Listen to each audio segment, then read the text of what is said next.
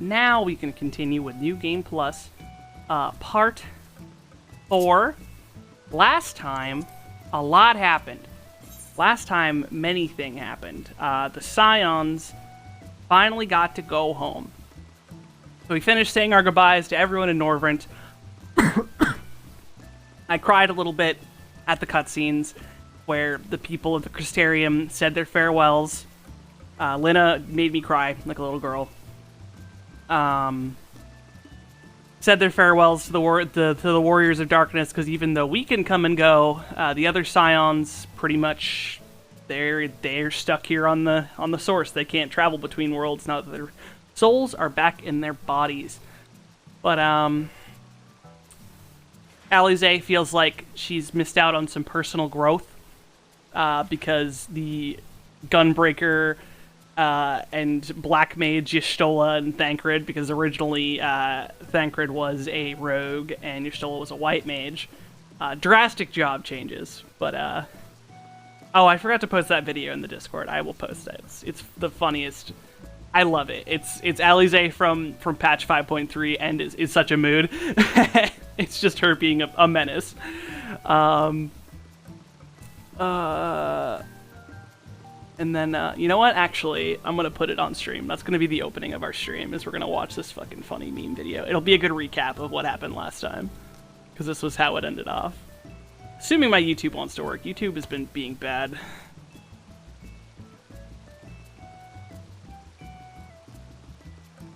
Alize 5.3 is such a mood.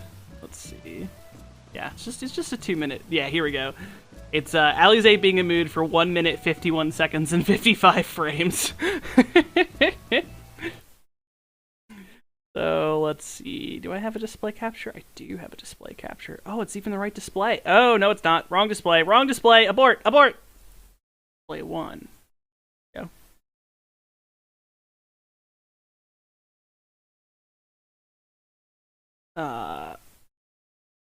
So here's a recap of what happened at the end of last time.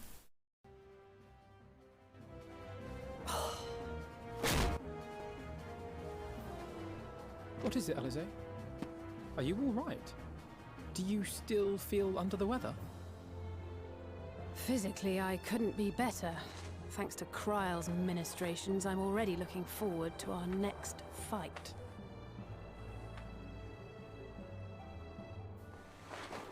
But seriously, don't you have anything to say about that?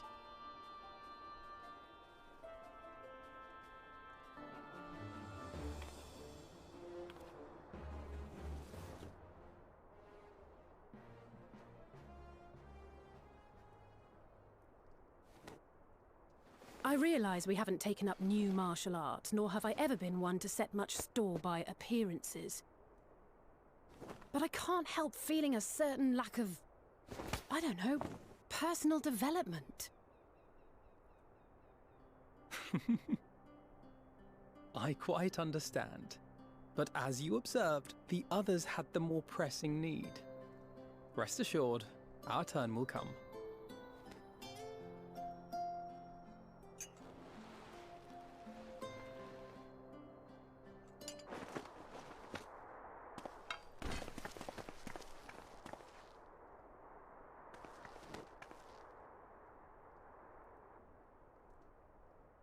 I could do with a little rampage myself. What? Now wait just a...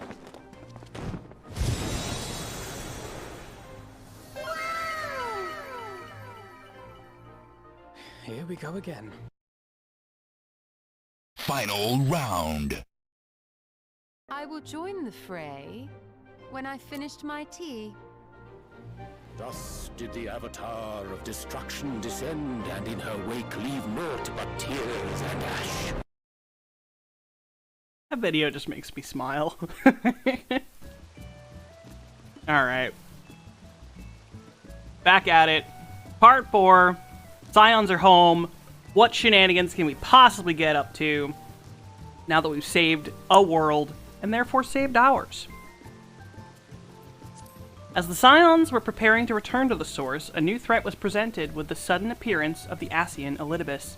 He assumed the guise of the original Warrior of Light, and following a climactic struggle, it was you that stood victorious. With peace restored, the Scions did bid farewell to their friends of the First, and finally made the journey home. However, they were soon discovered that events unfolding in distant lands may spell disaster not only for Eorzea, but the entire world. Commence!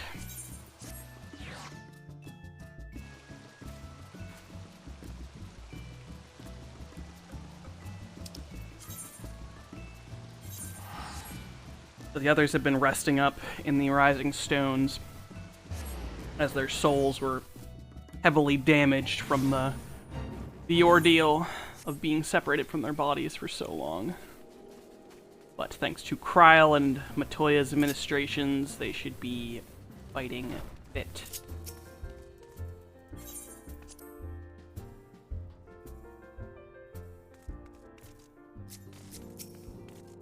Also, this good boy came home with us. He acts like a little derp now, even though he's like got the soul of an old man. Rahati is a good boy. Oh, greetings, Kinliana. Come to look in on our friends? Rest assured, everyone is quite well. I've been keeping a close eye on them, and have satisfied myself that they are all in fine health. As a matter of fact, they're just about to convene in Dawn's Respite to discuss how best to use their pent-up energy. Let's join them, shall we?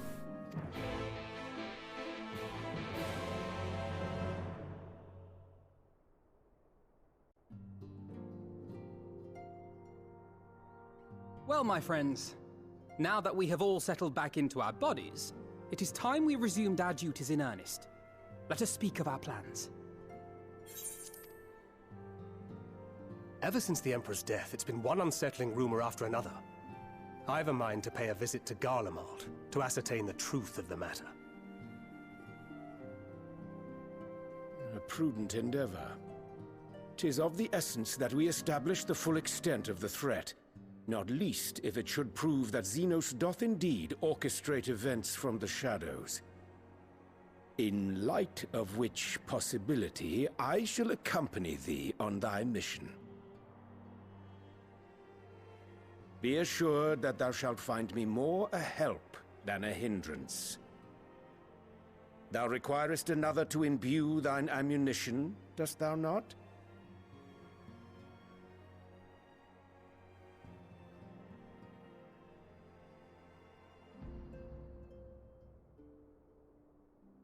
Assuming that's settled, there's something I've been meaning to look into as well.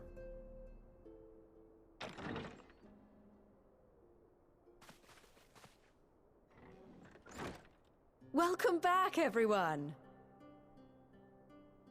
Lise!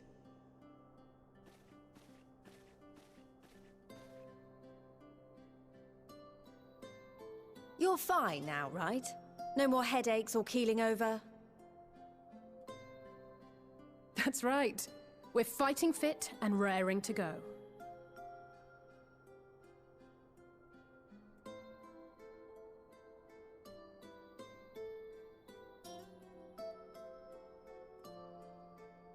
The famous Lise Hext, former scion and hero of the Alamegan resistance.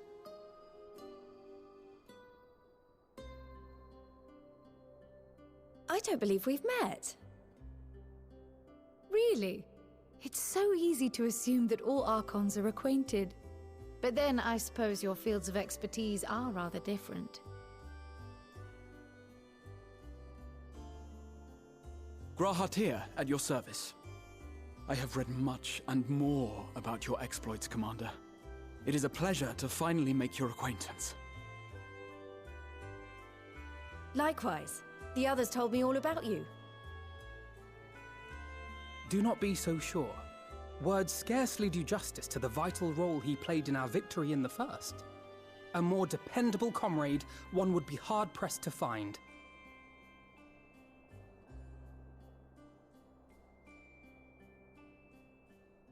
Oh, right. I did glance at the report. But I'd be lying if I said I understood half of it.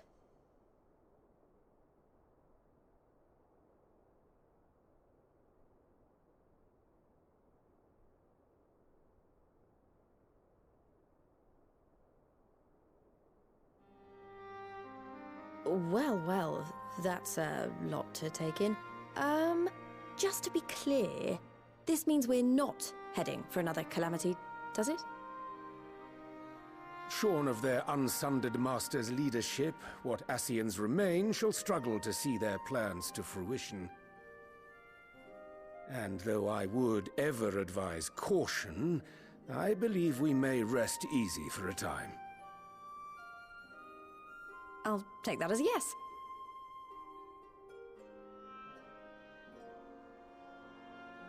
Even so, I don't know what to make of this business about Hydaelyn and Zodiac being primals. A difficult truth to bear, yes. But at last we understand the nature of our adversary. And if there are no further calamities, neither will there be rejoinings, meaning Zodiac will never regain his full strength. Even so, as the oldest and mightiest of primals, he remains a force to be feared. Though his is a power born of the desire for salvation, we have seen the havoc it may wreak. And it falls to us to ensure that it is never again brought to bear upon this star.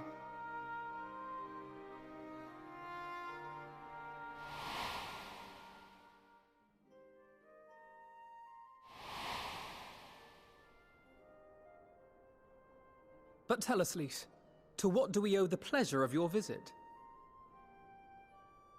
What do you mean? Isn't seeing my long-lost comrades reason enough? Alright, there was one other matter.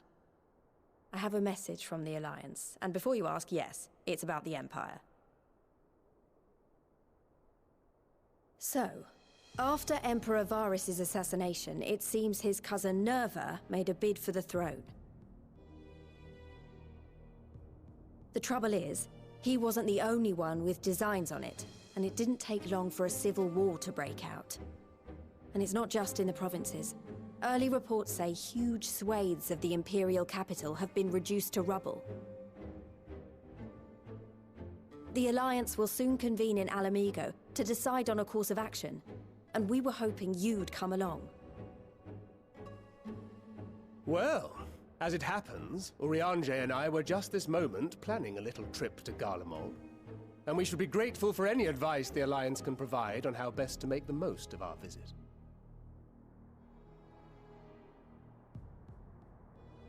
To Alamigo, then.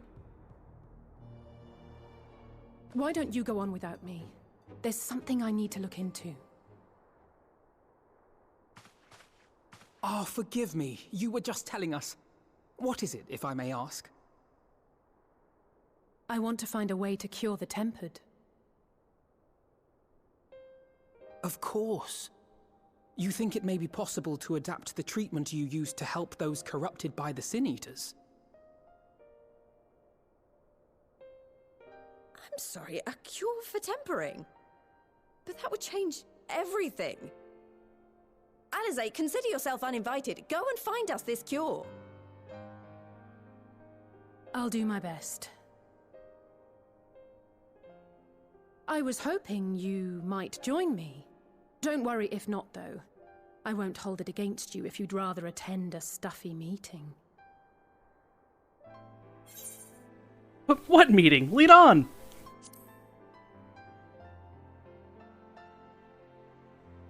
I knew you'd say yes.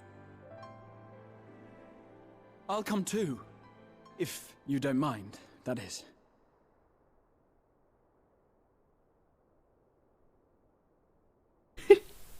The goodest boy. Mind? I'm sure they would be glad of your company. Pray, enjoy your time together with your hero. No. That's not... I mean, I simply thought my knowledge might be of some use.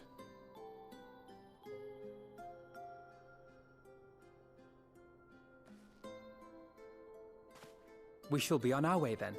Godspeed.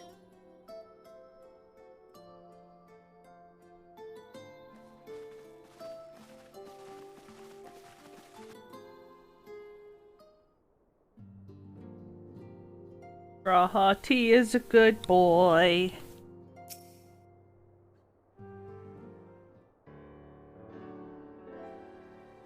When I set out to save Halric, I think Gabu was always at the back of my mind. And having proved that the light corrupted are not lost, I'm convinced that the same must be true of the tempered. Similar to those corrupted by Sin Eaters, the Aether in Gabu's soul has been rendered stagnant. And though the root cause is different, perhaps the solution is the same. It is by no means an unreasonable hypothesis, Alize, and it warrants full investigation. There's even a chance we can save Gabu. We have to try. But however much I'd like to race over to Limsa and set to work, there's no room for recklessness, not when a child's life is at stake. As I'm sure Beck-Luke would remind us, we still know little and less about the soul. Any number of things could go wrong if we don't exercise due caution. And so before attempting anything, we should learn all we possibly can about tempering.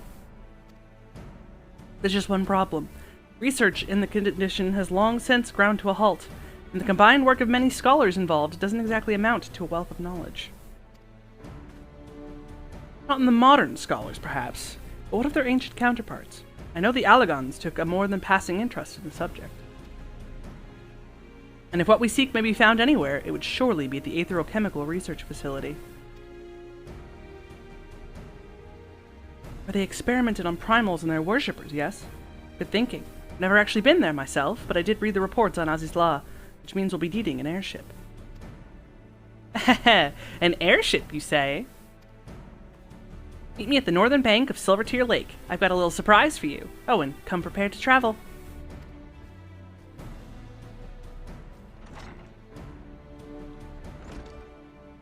Wah?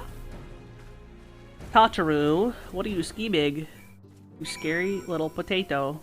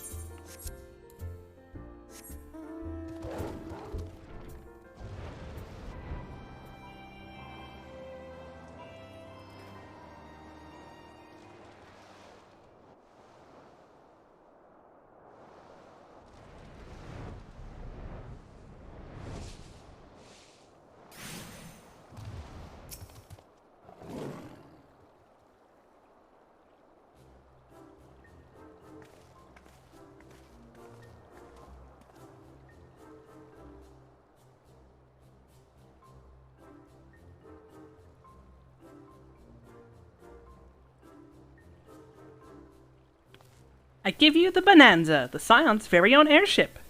I built her as a company project with the help of our friends at the Rising Stones, and named her for luck and prosperity. Tataru, this is amazing. We'll be able to fly just about anywhere we want. Our garments were impressive enough, but to build an entire airship, I see the annals did not exaggerate the many talents of the Scion's fabled coinkeeper. Hehe. I'd also introduce myself as your pilot, except the training didn't go quite as well as I'd hoped. But that's alright, because we've hired the capable fellow here instead.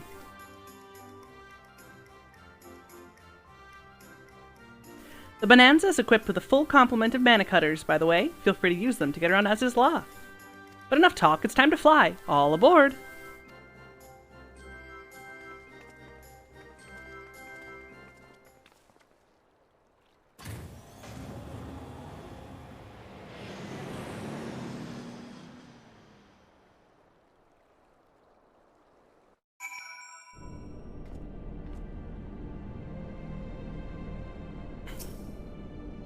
Honestly, Sid would be jealous of the way the airship flies. Tataru has outdone herself.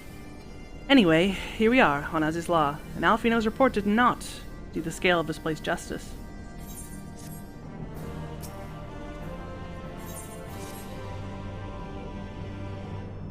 This appears to be Helix, which means we stand in the Alpha Quadrant.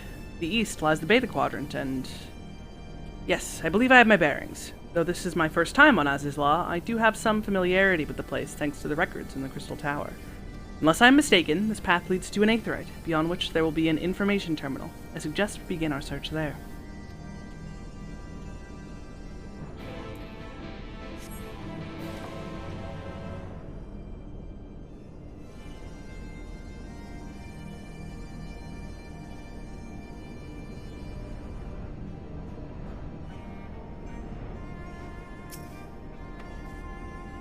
And here's the terminal. A moment while I search the archives for references to tempering.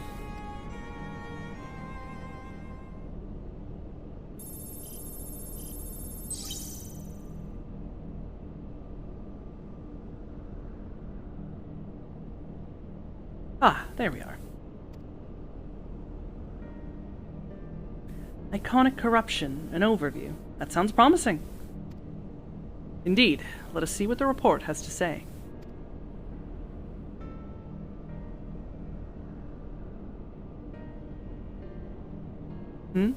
Confound it. The contents appear to have been deleted.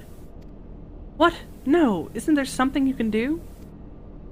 Not from here, I'm afraid, but it may be that another copy of the report exists elsewhere. The question is where to look. It says here that a report was written by someone named Owen. Is it likely that he kept a copy? I would say it is a distinct possibility. Assuming he was a researcher here, he would have had quarters on the Havasphere. We can ascertain the details of Havasphere control. Let us return to the Bonanza and avail ourselves of the mana cutters. We will need them to reach our destination. I forgot. You already have a suitable means of transport, don't you? No need to waste time accompanying us back to the ship, then. We'll see you at the Havasphere.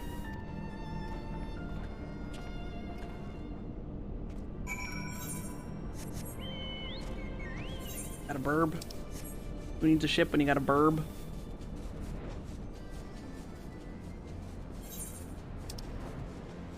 Now we fly all the way across the planet. Get rid of the HUD, have a nice little view of the green skies of Aziz's Law.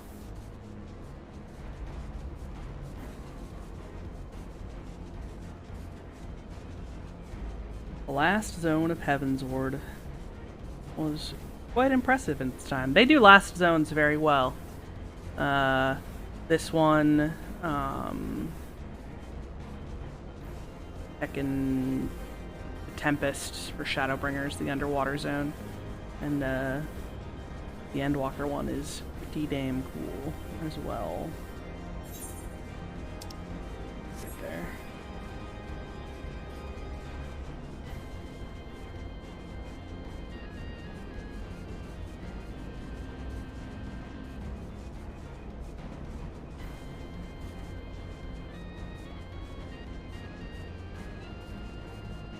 Nope, over here.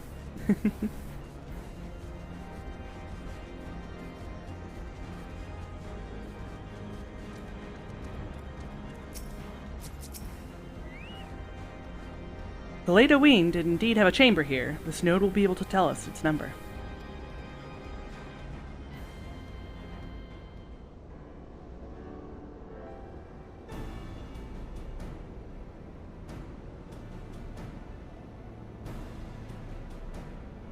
There. From what I recall of the layout, it should be somewhere in the vicinity of... Warning. An evacuation order is presently in effect. Entry to the Havasphere is not permitted at this time. Well, again, in all likelihood, the order would have been imposed during the fourth Humble Calamity. I doubt it will be lifted in the near future. This is energy level critical, returning to base for recharging. Well, surely there must be some other way to gain access. Force, for example.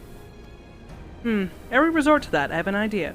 Were we to send a surge of energy through yonder control mechanism, it should prompt the system to restart, releasing the locks. As for a suitable energy source, a concentrated lightning shard might suffice. Happily, I seem to recall that they are known to form at points of stagnant aether throughout the continent. You seem to recall? Are you honestly telling me that that was in the records too? Ha, I am.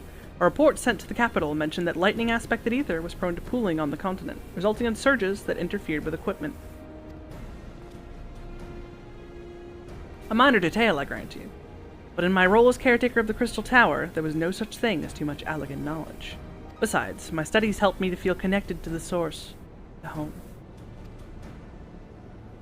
I must have explored this facility 1,000 times in my mind, but to finally stand here with the two of you is more exhilarating than I can well express.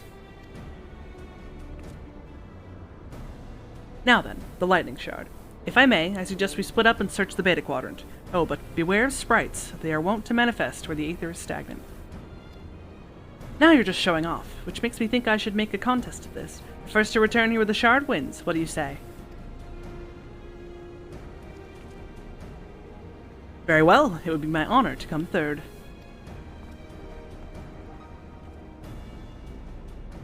Raha knows where he stands.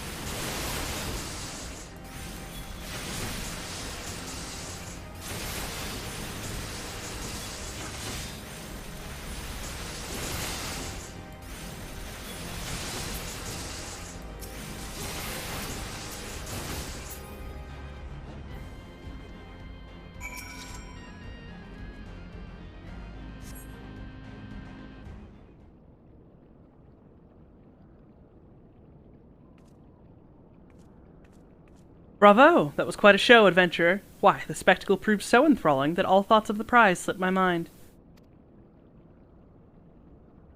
I appear to have forfeited our little race. Congratulations, the lightning shard is yours. What, no dramatic entrance? You've changed.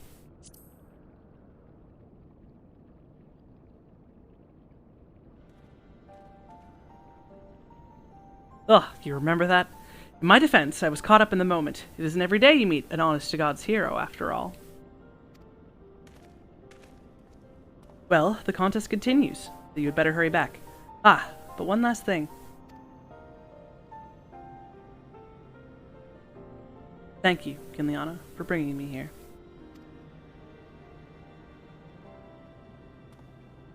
Yeah, so we haven't replayed the Crystal Tower raids, but,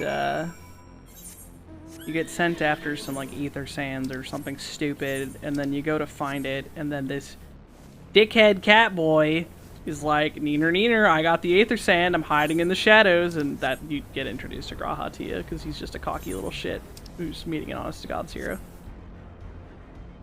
He's a good boy, but he acts like a little shit at the start. A contest, if you will. It appears Alize had no luck, so the victory is yours. Congratulations. Now then, may I have the shard?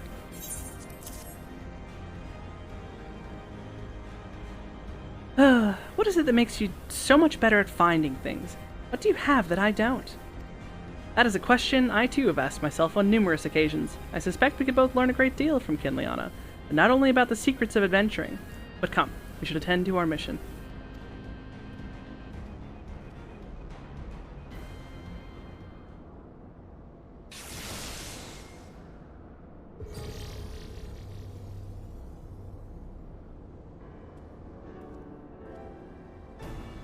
Excellent.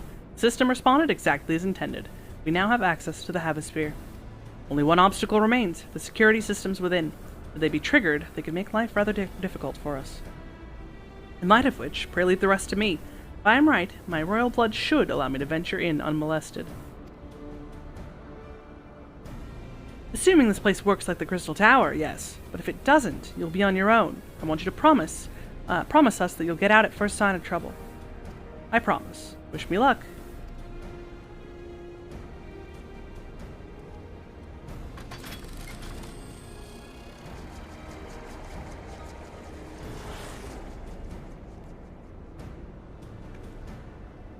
Well, nothing for it but to sit tight.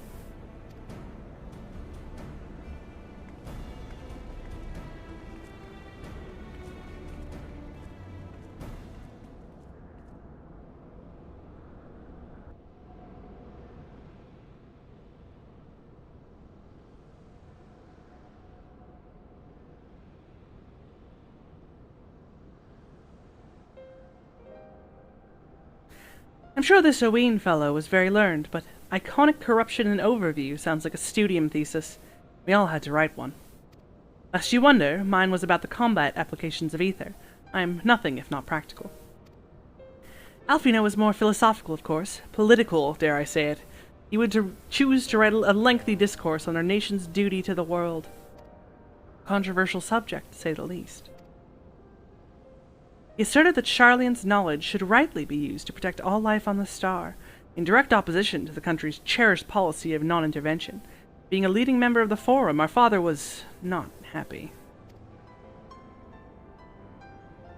At the time, of course, Alfino was utterly convinced of his views and would cheerfully argue to the death with anyone who saw things differently. By which I mean, the rows were long. To be fair to him, though, he's since learned a little more, to be a little more open-minded, but deep down, he still holds fast to that one belief, and I admire him for it. I should have liked to meet the young Alfino. For what it's worth, my thesis concerned the Allegan civilization as depicted in folklore. Oh, you're back. I didn't know you attended the studium. I didn't. A thesis was required to earn my Archon's mark. My peers at the Students of Baldessian convinced me to write one with the promise of unfettered access to forbidden tomes. Though I considered it no more than a means to an end at the time, I will admit it was gratifying to have my efforts acknowledged. Good gods, an Archon's thesis. I shudder to imagine the work involved. But enough about that. Is this the fruit of your foray? Yes, Oween's archive node. It was waiting for me in his chamber. If a copy of his report still survives, it would be stored in this device. Shall we find out?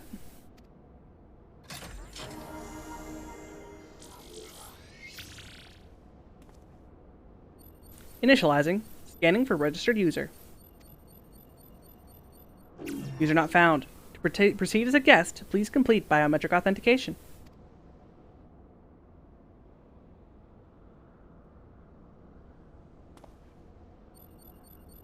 Verifying. Bloop. Authentication complete. Guest identified as member of the royal family. I am in your most humble service, your highness. Never ceases to amuse me. 'Tis but a pity the effect will not last forever. Doga and Une said as much when they granted me this gift, but until such a time as it fades, I shall use it gratefully. Search archive for iconic corruption. Bloop. Searching. One item found. Iconic corruption and overview. The report is locked by the author. Please state password. Well, go on then, your highness. Tell the nice node the password. Right. Let's see.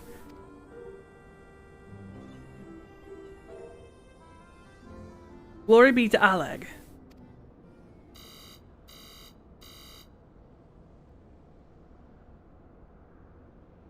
Long live Emperor's End.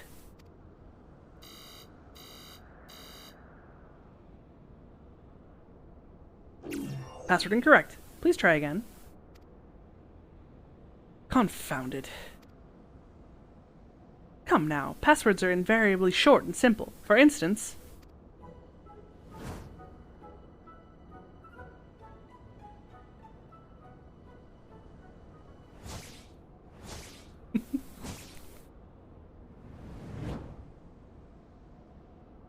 Password.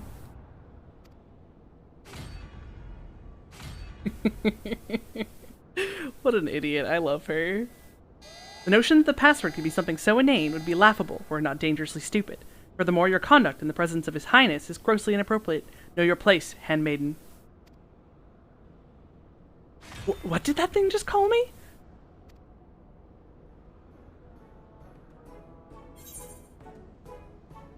Courage. Boop, boop. Password incorrect. Again, be warned that any further inappropriate behavior in the presence of His Highness will not be tolerated. Alright, that's it. I say we dismantle it and manually extract what we need. Now, let's not be too hasty. A single misstep and we risk losing the report altogether. I believe this may be a task for Sid and his colleagues. If anyone can coax Machina into cooperating, it's them.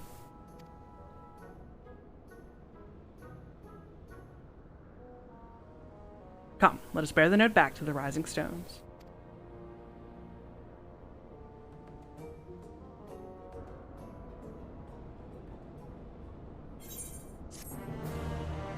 God, Alize is just head empty. Only thoughts of combat and Warrior of Light, and I'm here for it.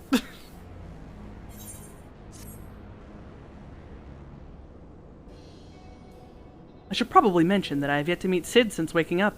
Rambos did send word to the Ironworks, but it appears our friend has been afield on urgent business. Nevertheless, I assure you my proposal to seek his help is no pretext. However much it might look like, I might look forward to seeing him again. Him and everyone. But come, let us be on our way.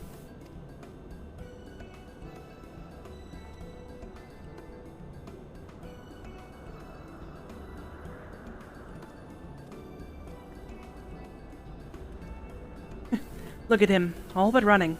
How sweet. Still, it wouldn't do to keep him waiting, shall we?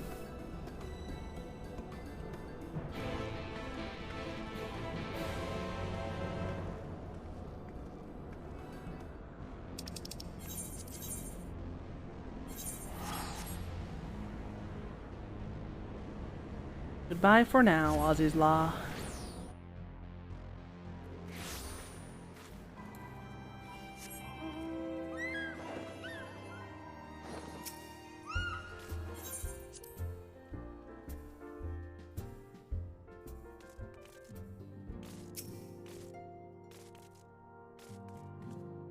Wonderful news, Kinliana. Tachiru contacted Cid on our behalf, and he is on his way here, even as we speak.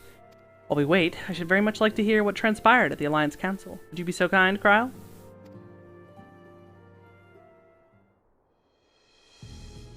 As you know, the meeting was convened to discuss how best to respond to recent events in Garlemald. According to intelligence from our Doman allies, the War of Succession rages on, and the Empire remains without a leader. Amidst the chaos, the Imperial legions in the provinces have begun to move independently of the motherland. Of greatest concern to us is the third, a legion allied with Lord Nerva. It appears they have recently received substantial financial backing from House Brutus. Gasp. Brutus? Aren't they the ones who took in Yatsuyu and Asahi? This bodes well. Minos' movements, meanwhile, remain shrouded in mystery. We're hoping that Thancred and Nurianger will be able to shed some light on his activities when they return. Until such a time as they do, the Allied leaders feel it would be unwise to interfere in the conflict, and so thanks in part to the Imperial withdrawal from Gimlet, they've decided to turn their attention to the primal problem once more. Working with friendly factions among the beast tribes, they hope to reopen dialogue and explore new avenues for peace. Given the timing, I suspect they wish to put their respective houses in order ahead of a decisive clash with the Empire. Whatever their intent, this is not a problem easily solved. The Laminsans in particular struggle in their efforts, and Alfino and Y'shtola have been called upon to aid them. So long as we're dealing with the Tempered, I'm afraid no amount of dialogue will avail us. If you can develop a treatment for tempering, then anything is possible. Which is why we must succeed. And on that cheery note, why not make yourselves comfortable in Dawn's Respite? I'll show Sid in as soon as he arrives.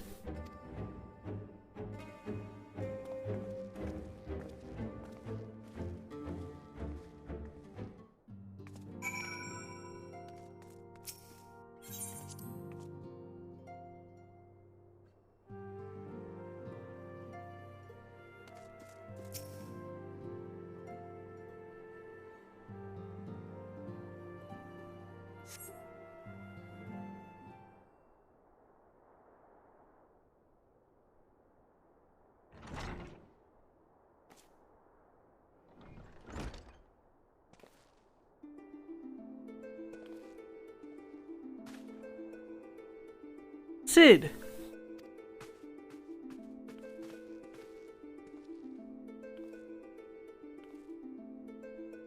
Forgive us for not coming to see you sooner, my friend. As you may have heard, we've had our hands full. In our defense, you are up rather early. I was under the impression you'd be slumbering a while longer. Oh, I would have been had you not fulfilled your promise. Ha! I still struggle with that idea. From where I stand, the secrets of traversing time and space seem exactly as unfathomable as they ever did. But if an alternate version of myself has already laid them bare, I dare say that frees me up to concentrate on other endeavors. Speaking of which, you wanted my help with something. What is it?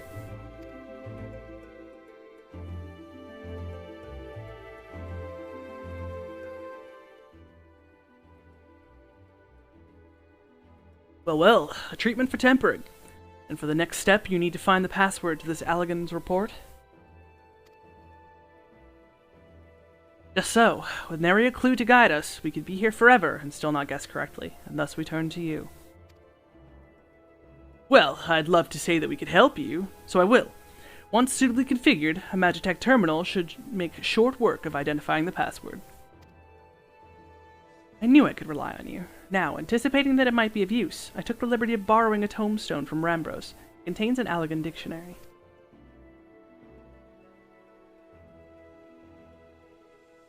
Good thinking. I'll transfer the information to a terminal and set to work right away.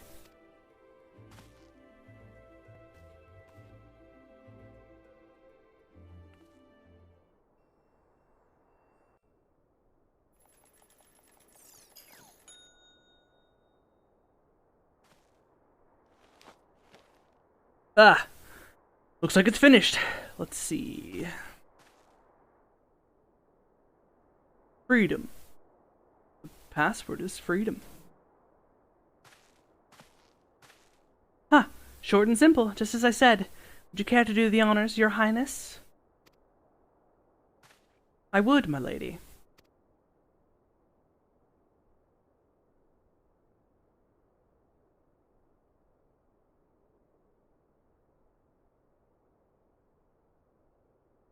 Node. Open the report entitled Iconic Corruption and Overview. Password, freedom. Password accepted. Bloop. Opening report.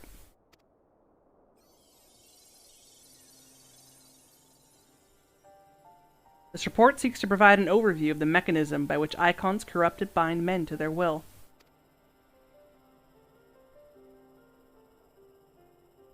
The phenomenon we call corruption refers to the alteration of the ether of the soul.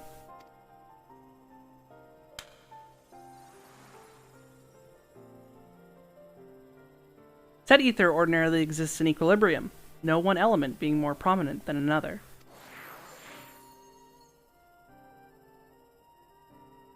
But when a subject is exposed to ether of an icon, this changes, their soul taking on the properties of the entity in question.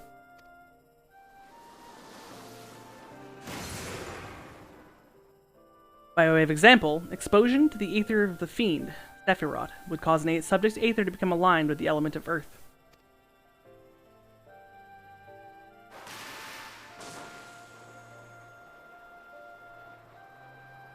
As a consequence, the subject would attain heightened affinity with Earth-aspected magics, as well as preternatural levels of endurance. Repeated exposure would further enhance these traits, ultimately altering the subject's very flesh.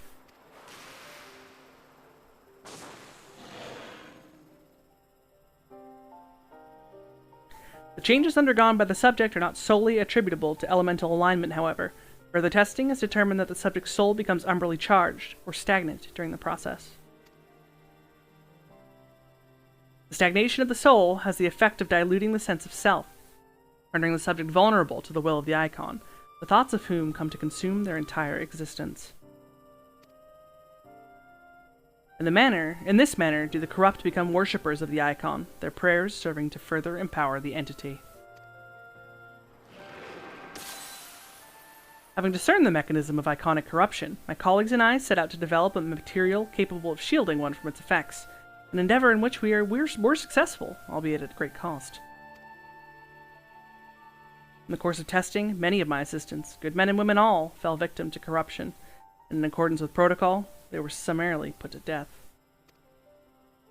I subsequently submitted a proposal to investigating potential cures for corruption, but it was rejected, deemed non-essential by Lord Amon.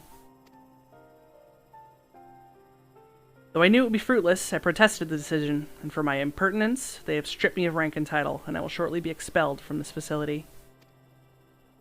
In all likelihood, this report will be expunged from the archives. Nevertheless, I recorded it in hope that one day someone will undertake to do that which I could not, and find a cure for the victims of iconic corruption. End recording.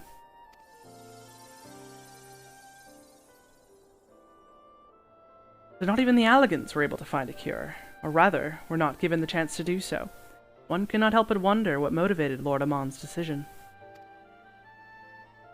More importantly, this confirms that stagnation of the soul is indeed the problem, and Angelo can remedy that. True. Yet, were we simply to reanimate a tempered soul, I fear it would do naught to diminish the individual's fanatical faith. Indeed, it may well intensify it. No, we would somehow need to suppress the primal's hold over the subject at the same time, or risk them remaining its thrall.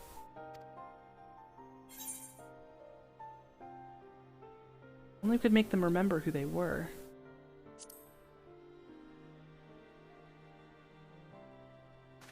But of course, memory transference. The process has the effect of compartmentalizing memories, separating them into manageable bundles, if you will. By adapting the technique, it may be possible to achieve selective reanimation. That is, limit the effects to only those memories that existed prior to tempering.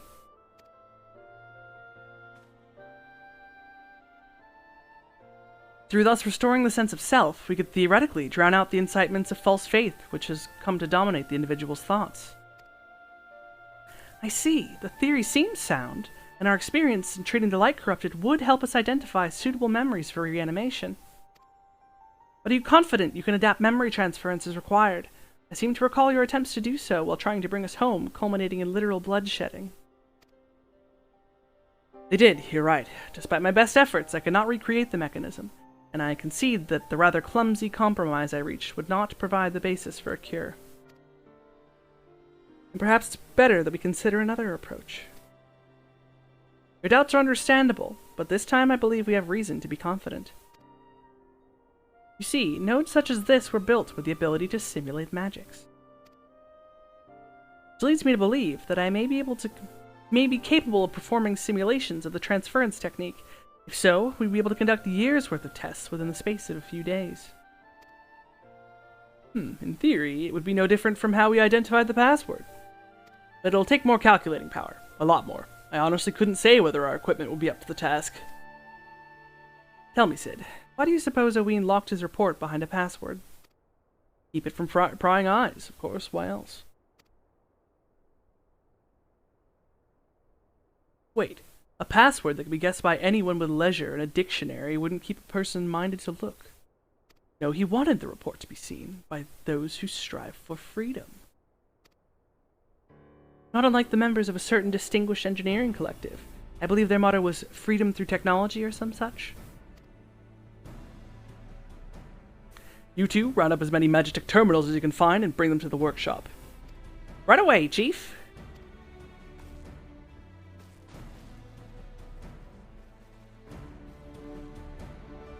Things are about to get very busy. Lucky we have you to help, eh?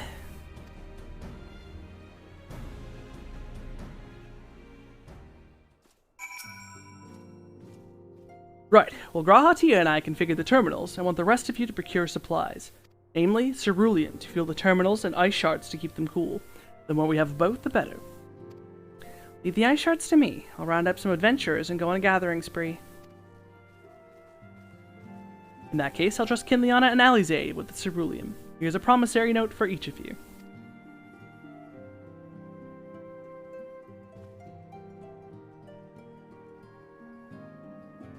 Take them to the Skyscale manufacturer in Ishgard and the cerulean processing plant in Thanalan. The people there will give you what you need. Yours is a well-known face in the Holy See, I believe. It's all the same to you, I'll head to Thanalan.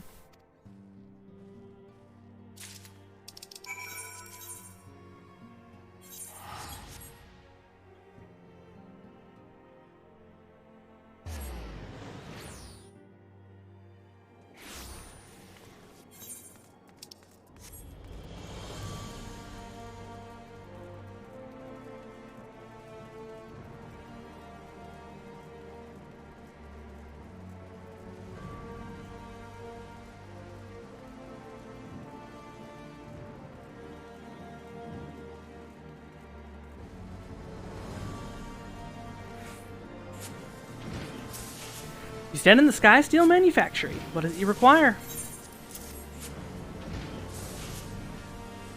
You're after cerulean. In that case, please present the note to our engineer at the airship landing. He shall be glad to assist you.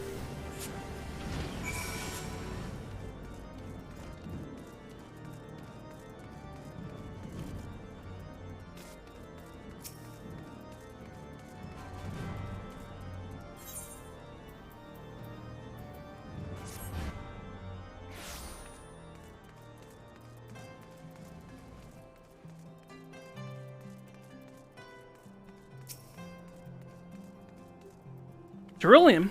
Come to the right man. Fair warning, though, the price has shot up on account of the uncertainty of the Empire. So I hope you got the coin.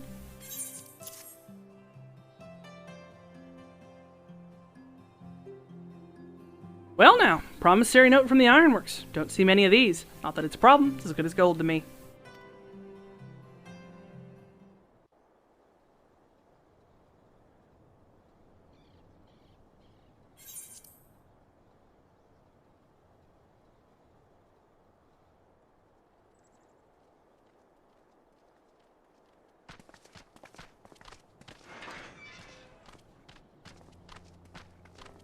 My friend! After the disappointment of not seeing you in Alamigo, what good fortune to chance upon you here of all places.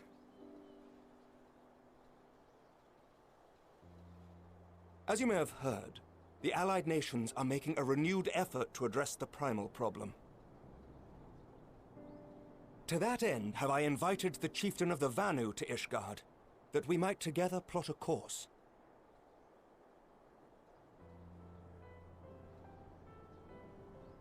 Since the war with the Empire appears to be nearing its conclusion, I would also like to call upon Estinian's lance. Alas, he is, as ever, a difficult man to find. I am informed he recently paid a visit to the Rising Stones. Should he happen to do so again, be sure to pass on my regards, won't you? But tell me, what business brings you to our fair city this day?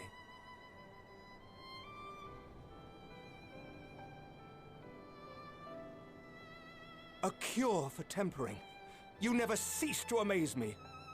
Until now, our only hope has been prevention, our every failure irrevocable. But this would rewrite the rules of engagement. It could end the cycle of bloodshed. Very well. You shall have all the ceruleum we can provide, and an airship with which to transport it.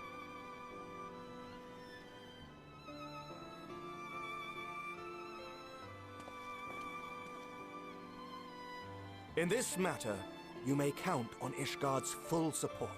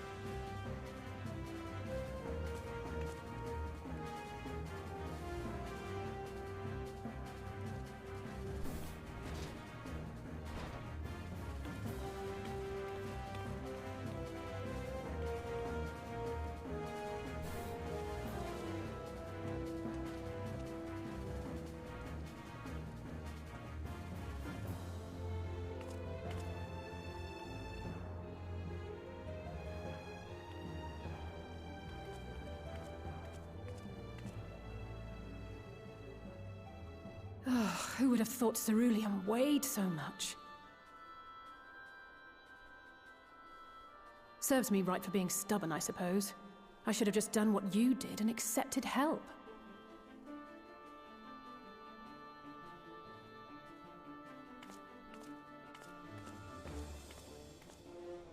Good work, you two. This is all we asked for and more. Quite a lot more now that I look at it.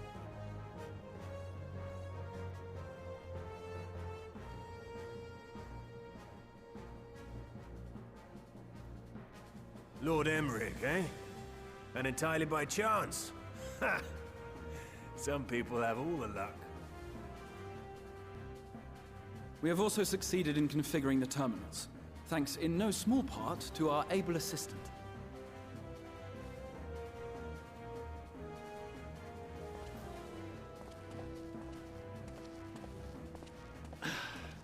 It's been a while, hero. Oh, you seem surprised to see me. Lest you misunderstand, I've no interest in such things as cures for tempering. But if you mean to achieve that which eluded even the storied Allagans, it seemed plain that you would require my expertise. And so it proved. Is that not right, Garland? For all the effort it took to track you down after your latest disappearing act, you could find the cure for death, and it wouldn't be worth the trouble.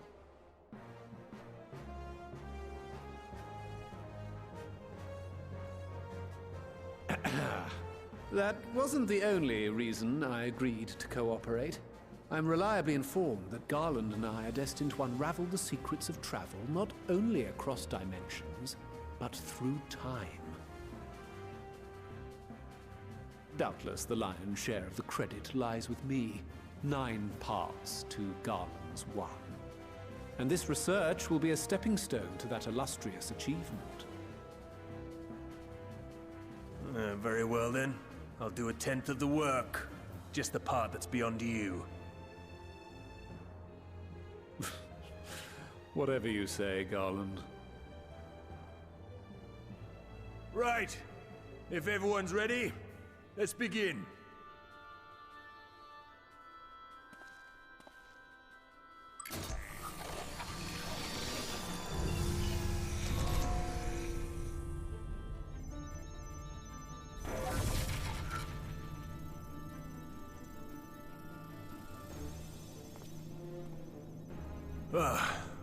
All appears to be in order. Now, we just have to wait for it to find us our magic. Why not take this opportunity to put your feet up? This may take a while.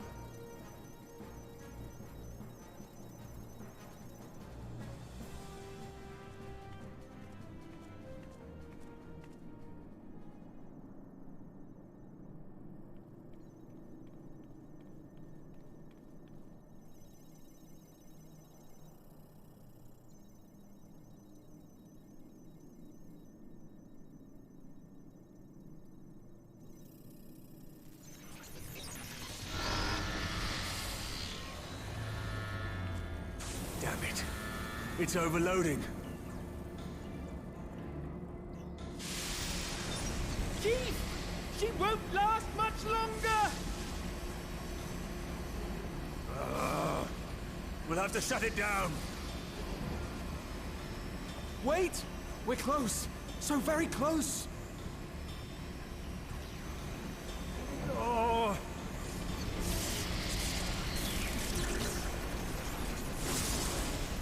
Well, this is going swimmingly.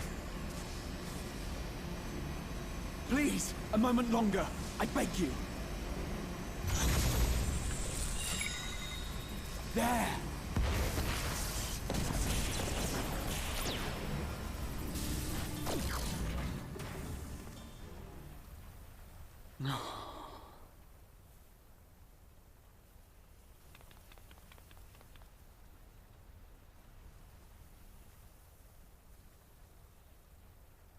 I was able to memorize the magic before it faded.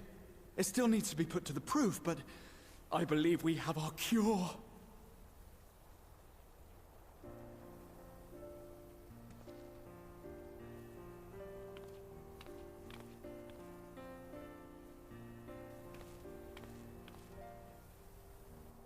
It's just as well. She'll never run again. The fault is mine. I'm sorry. Don't be. It may fall short of dimension hopping, but a cure for tempering is not to be sniffed at. This, my friend, is a world-changing discovery. One we're proud to have had a hand in. A few Magitech terminals are a pittance to pay.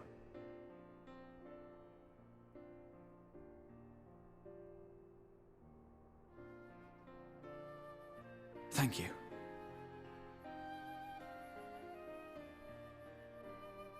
Well, we've done what we can.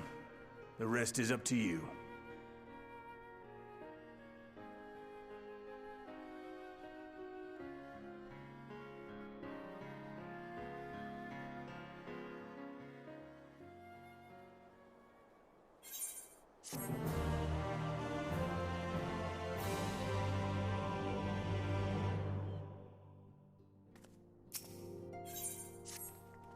At long last we have our cure. In theory, at any rate. We cannot be certain until such a time as we put it to the proof, but I am quietly confident. Well, if we're to test it on someone, then I suggest Gabu. His symptoms are relatively mild. We'll be fine, I'm sure of it. Yes, as long as we exercise due caution, it will be fine. Without further ado, then, let's make for Limsa. We've kept Gabu waiting long enough. Gabu! The goodest kobold.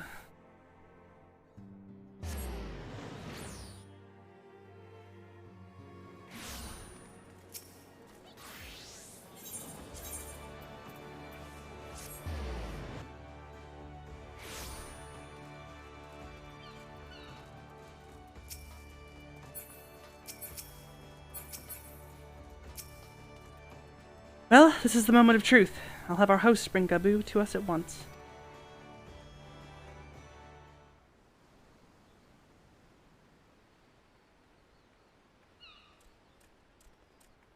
Goodest little kobold to ever kobold. Apologies for the wait.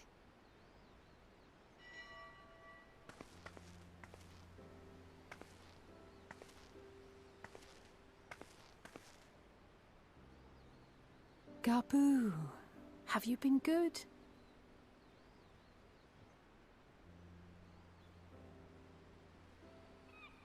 Still no change, I'm afraid. He just stands there in silence until we move him. It's all right now. We're going to help you get better.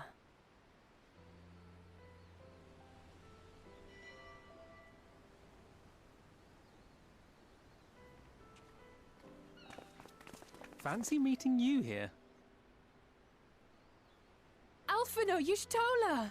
I thought you were attending to primal matters. We were, and came here for a meeting on the subject. Certain pirate factions did not deign to attend, however, and it was cancelled. We had resigned ourselves to having wasted a journey when we chanced to espy you. Could it be that there has been progress with the treatment?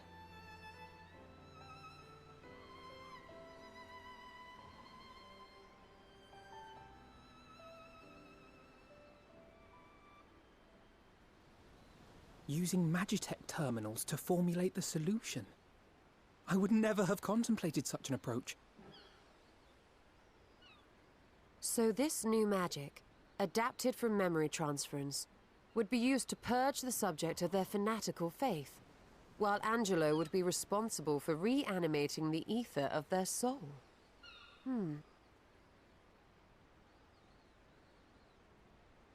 Yet I wonder at the practicalities. If one were to reanimate the soul first, it would only serve to exacerbate the tempering. Conversely, a stagnant soul would not respond to the effects of the magic. Would both need to be performed simultaneously? Nothing escapes Master Matoya's inquiring eye. As you say, both must be carried out simultaneously. And thus, I propose to imbue Angelo with the tempering treatment in much the same manner as I did the spirit vessels.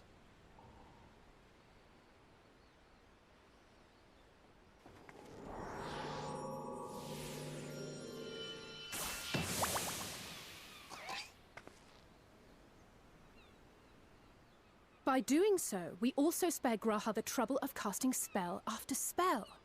It's really rather efficient. Be that as it may, certain difficulties are unavoidable. The imbuing process will still require no small amount of ether. And, as I can no longer draw upon the Crystal Tower's stores of energy, I will be compelled to rely on those of others. Well, I, for one, would be glad to assist. As would I. Since the resumption of our duties, it has been naught but stuffy meetings, and I have ample ether to spare. Excellent. With your permission, then, let us begin.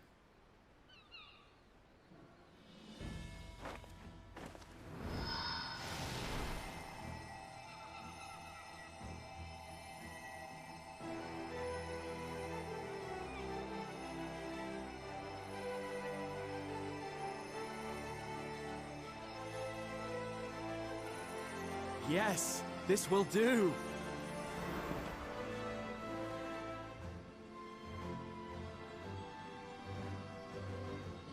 And now, it's my turn.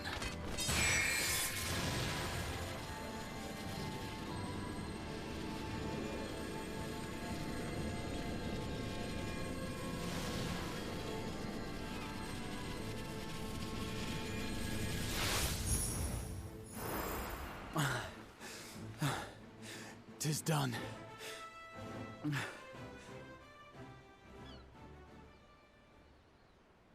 No small amount indeed. Oh. Well, we seek to go where even the Allagans did not. It was never like to be easy. The rest is up to you, Alize. The treatment itself will take time and focus, so we will need a quiet room. I'm sure our hosts can spare one.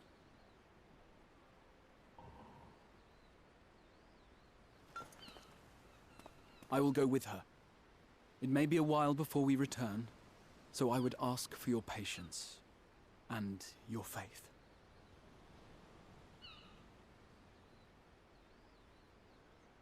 We'll bring Gabu back. You see if we don't.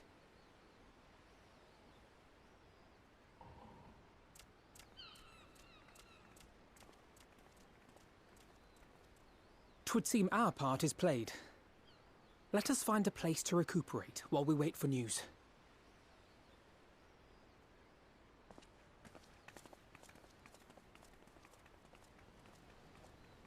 Heck yeah, Lich. Yeah. Very, very cool. What few do you have left to do? What classes? Well, this seems good a spot as any to have a rest.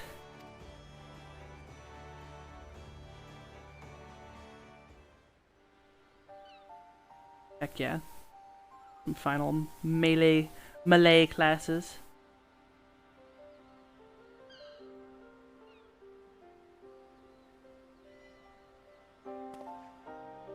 For years, Eorzea has labored to find a solution to the primal problem, without success. Any hope that tempering could be reversed faded long ago. I myself had given it up as impossible. Given up on the tempered and the light corrupted alike. They were problems to be tolerated, or else eliminated, I believed. And to think otherwise was pure naivety. Childishness, even. But Alize refused to give up. She struggled and she struggled. And her efforts were rewarded with a way to bring back Halric. And now countless others may no longer be beyond salvation. However much we bicker, I have the greatest respect for my sister. Had I half her stubbornness, nay, her unwillingness to accept the status quo, I would be a far better person. A far better scion.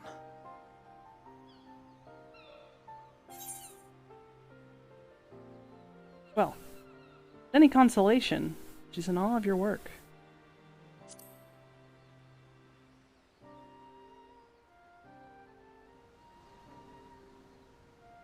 She told you of my graduation thesis.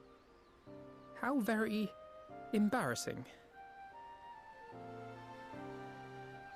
Nonetheless, it is comforting and not a little surprising to hear that I'm still capable of impressing my sister. On the rare occasions I'm not annoying her, that is.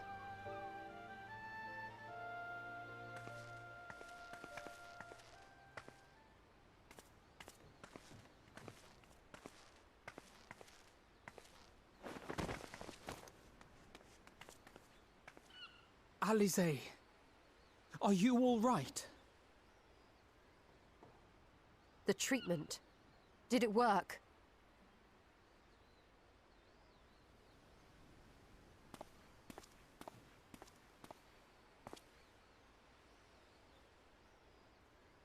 Present to you the goodest kobold I'm so to ever glad to kobold. see you all. Delighted, happy, glad. Gaboo!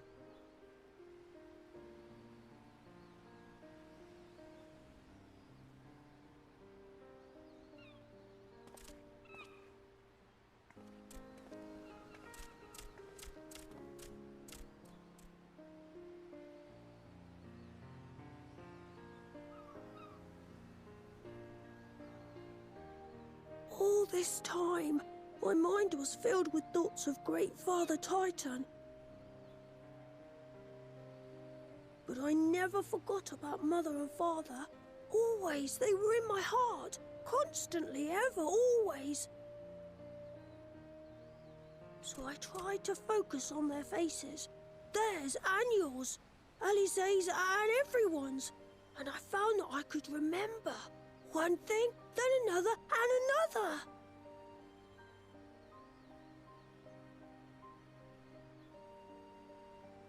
Your hopes reached Gaboo. They helped him to hold on.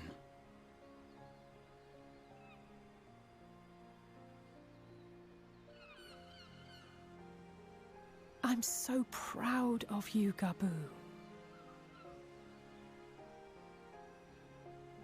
I couldn't have done it without you, Alize. Can you help the others too? Cure them, heal them, help them? Yes, we can. All of them.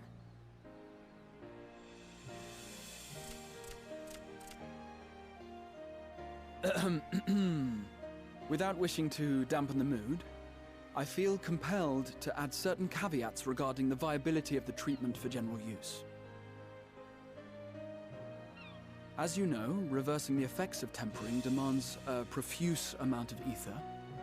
And while Alize was able to heal Gaboo alone, I fear the same will not be true for those who exhibit more advanced symptoms. Moreover, the treatment's effects are limited to the soul. It offers no succor to those whose very flesh has been altered through prolonged exposure to a primal's influence.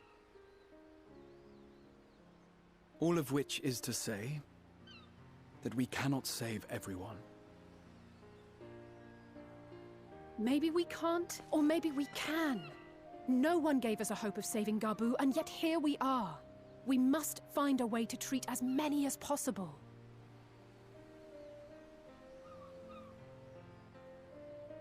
Then the next logical step would be to produce a veritable army of Porkses, would it not? Granted, it seemed a simple enough process in the first, but I suspect it will be different here in the source. Not that I am any authority, of course. Yet there is an authority on familiars to whom we may grudgingly turn. She's stubborn, haughty, eccentric, irascible, laconic, annoying. And her name is Master Matoya, the real one.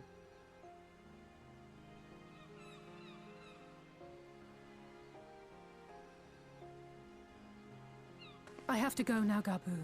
But the people here will look after you, all right? And I promise to come and visit you again soon. All right. Thank you, Alize. Thank you.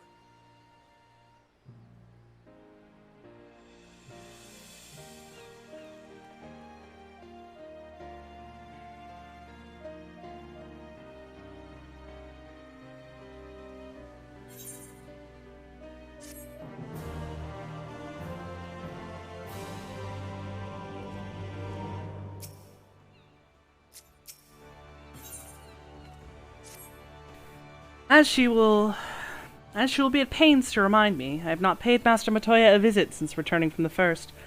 But this seems as good a time as any. Come, let us make for her cave.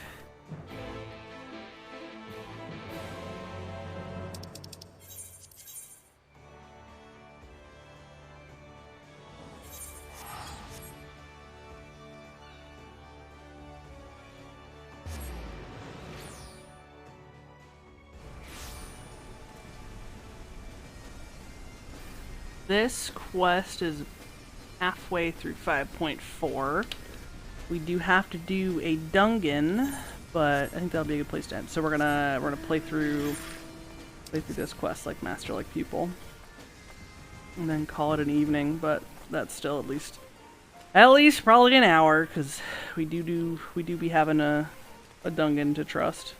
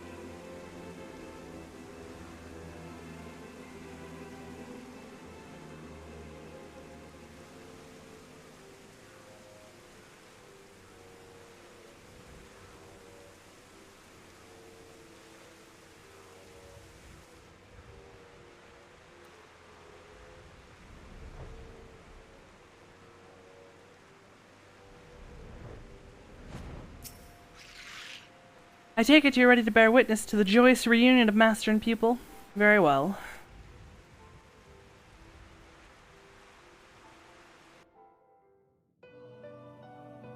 From one Master Matoya to another.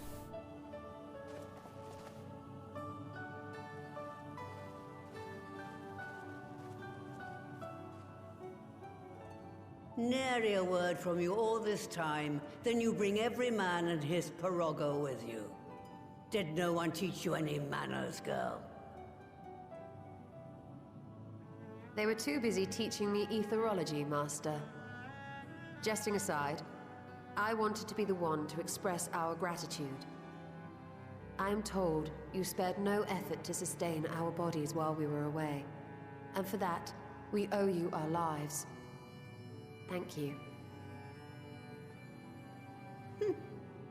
You were gone so long. I was starting to think you'd set your heart on staying. It wasn't easy to leave, as it happens. Seldom does one have the opportunity to study other worlds, and I would not have minded extending my stay by a handful of years. Ever the scholar. Y'shtola dedicated herself to studying ancient civilizations of the First, befriending a tribe known as the Knights Blessed in the process. There she took on the name of Matoya and won the respect of all the children of the forest.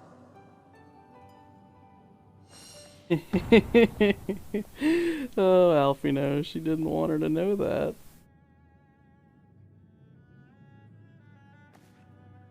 I merely adopted an alias in accordance with the custom of my hosts. Yours just happened to be the first name that came to mind. You mean to tell me you went gallivanting about using my name and only bother to visit when you need a favor? And don't pretend you don't. I taught you long enough.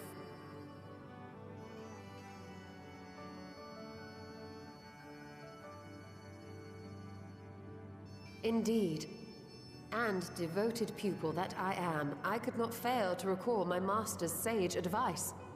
When the answer eludes you, look to the wisdom of your elders.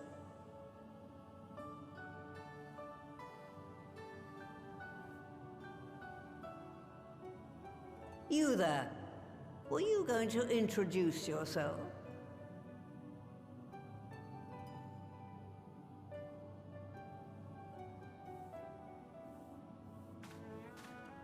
How remiss of me. Grahatia is my name, and I'm proud to call myself a scion. I too wish to offer my gratitude for your invaluable aid in sustaining the Archon's bodies, as well as my apologies. It was my inexpert summoning spell which endangered their lives in the first place. Ah, yes. The one bent on digging up the mysteries of Alag. Old Galaf used to speak of you, and Kryles told me all about your recent exploits. Do you have a bad back or something? At ease, boy. Whatever mess you've made, I'm not in the habit of dwelling on the failings of the younger generation. You are too kind. I've also heard much and more about you, Master Matoya. 'Tis an honor to finally make your acquaintance. Well, that's more than enough pleasantries for anyone. Tell me what you want. I haven't got all day.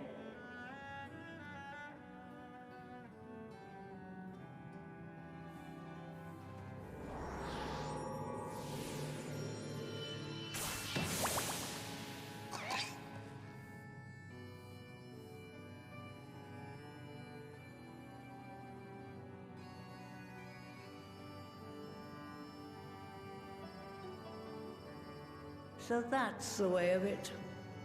It should be a simple enough matter to make the familiar. The magic, on the other hand.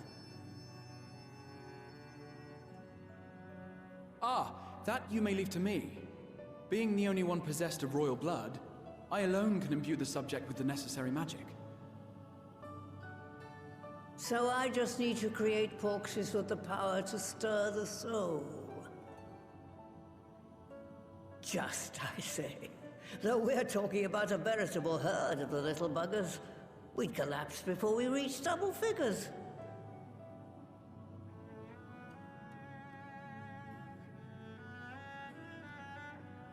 But if I could get a familiar to create the familiars, a mother porxie, as it were.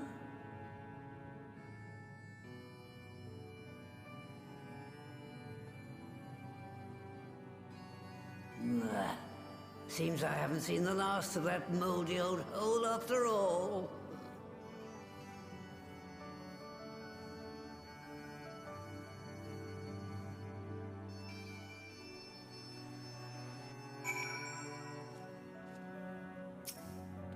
Alright, off to my old workshop then. Everything required to make your familiar is there. That may be, but no one has set foot in there since the Exodus. I dread to imagine what's become of it. Oh, there's sure to be a handful of feral familiars and a monster or two, but nothing to trouble the likes of you. You can consider cleaning up the place payment for my help. Fine, we'll do it. Good girl. Now, there are no objections. I suggest you run along to the Maker's Quarter. I'll send one of my piragos ahead to let you into the workshop. You need only tell him who you are. One can't be too careful after all. Off you go.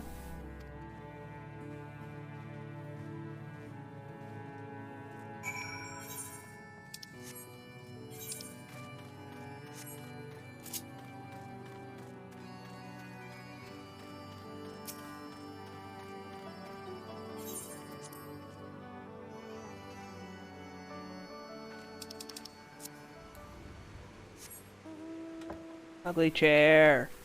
Better mount.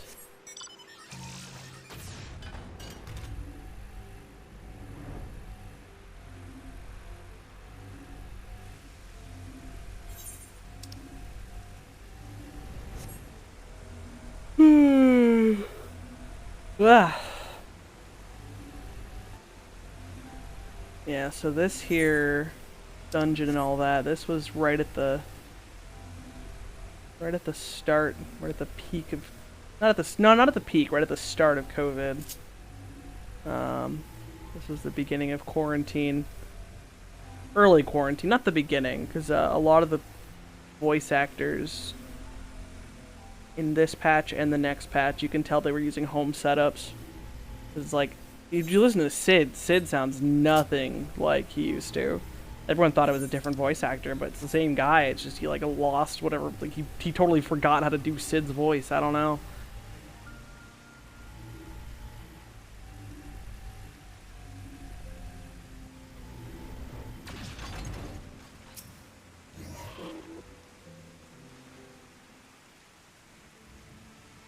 Greetings, Sir Ribbit, and welcome to my good mistress's relict. Fururogo is my name, and I'm honored to be your guide. Within, you will find a space dedicated to the making of familiars, along with a cavern where the requisite ingredients may be had. I must warn you, however, that the place has not played host to a single soul, much less a broom, in over 15 years, and, well, will, I regret, be in some disarray. But rest assured, my brothers and I shall see to it you do not lose your way. Now then, Ribbit, only say the word and I'll show you in.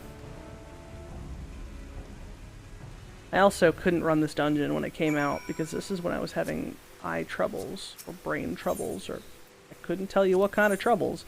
But, oh, do we take Graha? Graha's a good boy, but I don't think I need him. He can heal me. Alfino, stand behind. Stand ever ready. Stand behind us. Graha's gonna take care of us.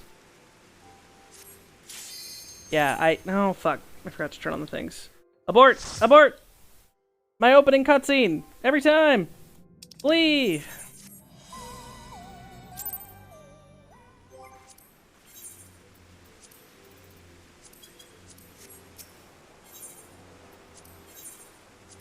I stand ever ready. Yeah, I couldn't do this dungeon because there's a section that has... It's like a fucking unicorn vomited on it. There's just rainbow colors everywhere, and it bugged my eyes out so bad that I would get dizzy. So hopefully that doesn't happen. If it does, I'll just stare at the floor and hope, but I've gotten better. Like, whatever was going on with my eyes seems to be gone now. Got all kinds of things done, like EKGs and stuff, and they're like, well, your eyes are fine and your brain's fine, and it just stopped, so it's probably eye strain. Right. To begin with, I need you to gather a few ingredients. Listen well to what the Porogos say, or you'll wish you had.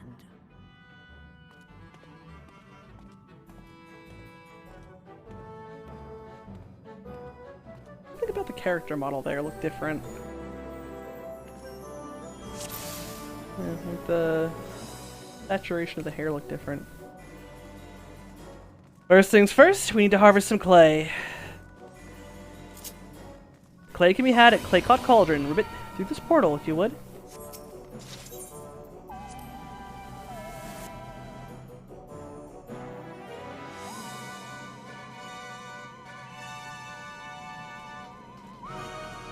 Please follow me, Ribbit, and put down any pests that bar the way.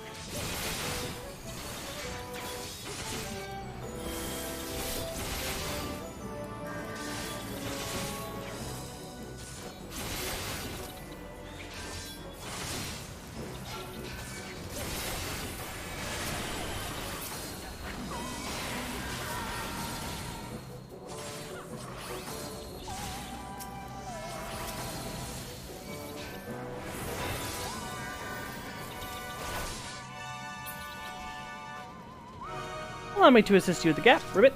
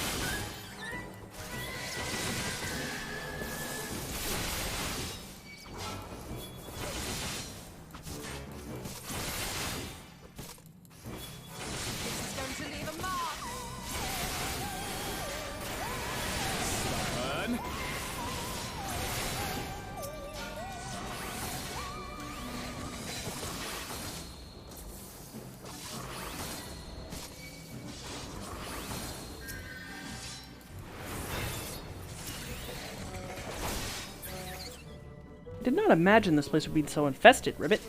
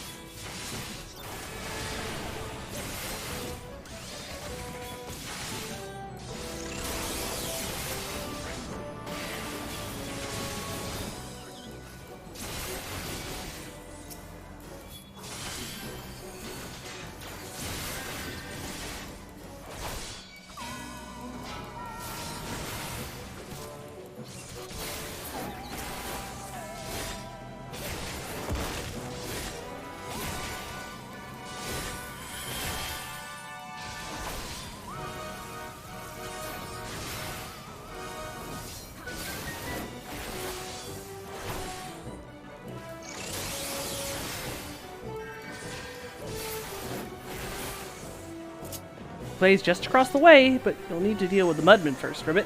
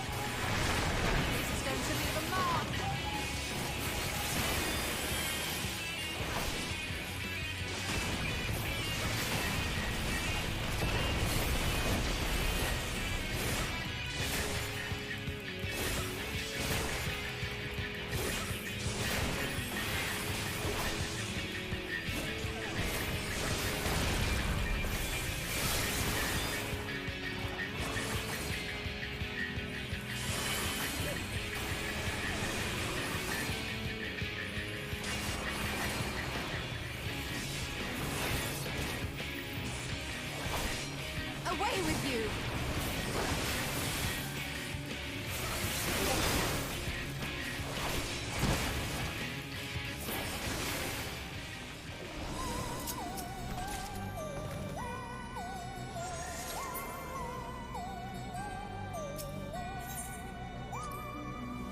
Crazy Chocobo. You guys wouldn't have heard us talking about it in Raid today because I can... Oh, nope. Oh, the Inuyasha ending. Hell yeah.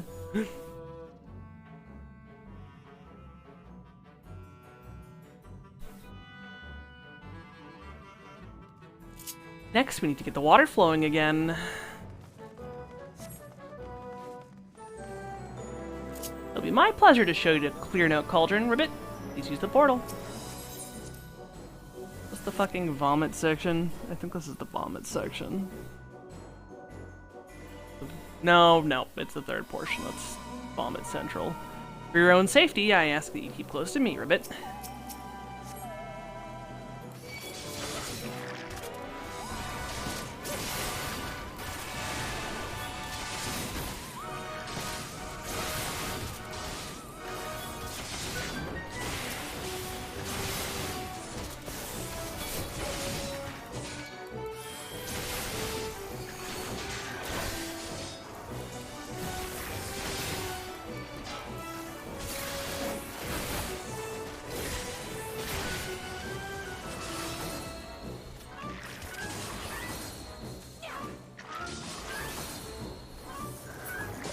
No, my confiteor.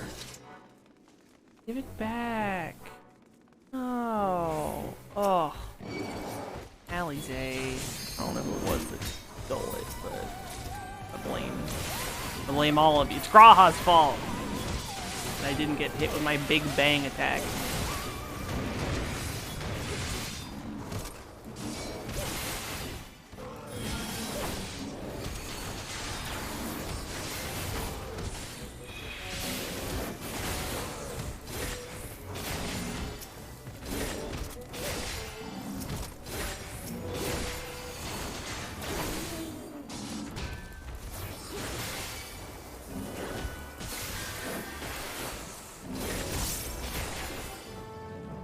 Please wait, let me move the lift a bit.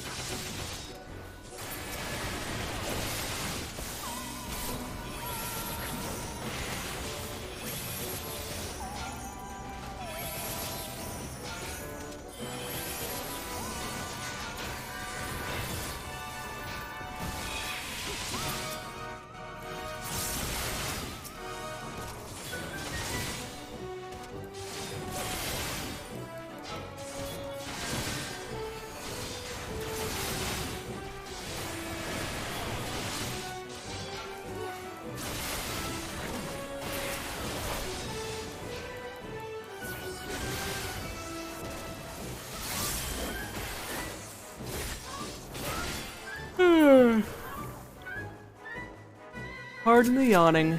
Like I said, we're gonna be done after this quest finishes out.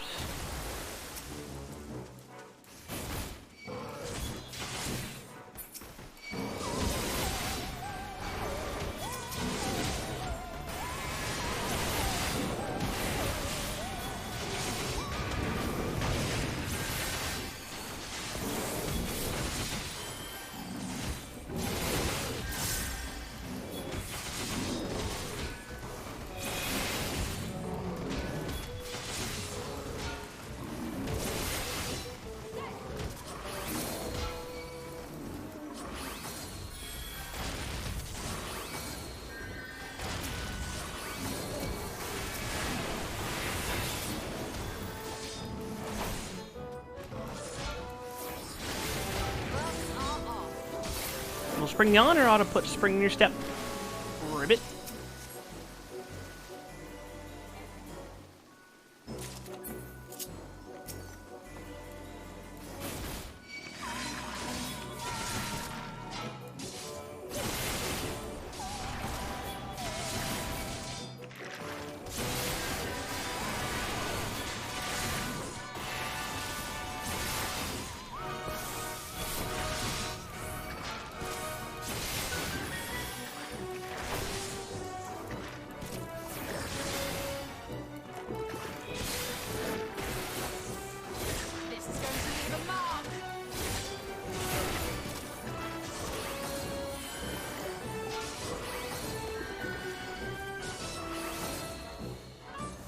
No! I tried to use it early and they still keep blasting it.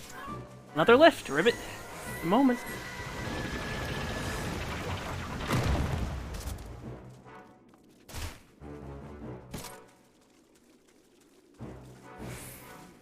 I would wake my eyes out a little bit too, because it's got a lot of rushing water. I sense a mischievous presence, Ribbit. Take care. Let's give them a try.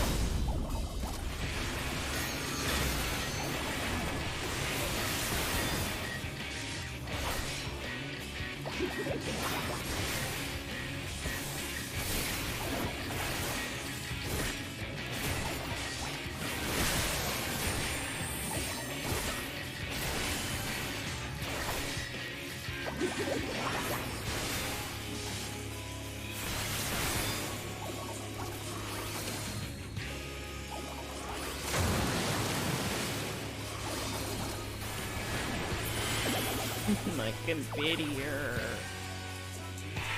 Ahaha! Such fun! More water. We need more water!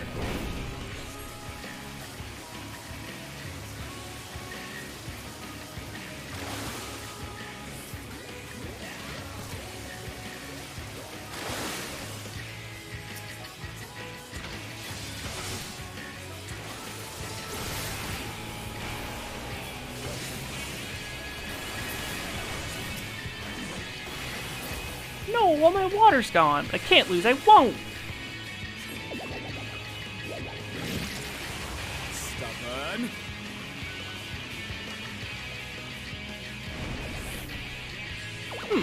Why won't you get hit?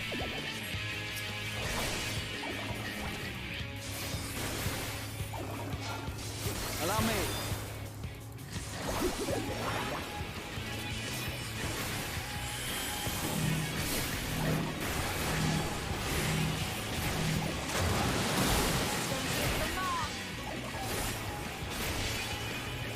Just the beginning.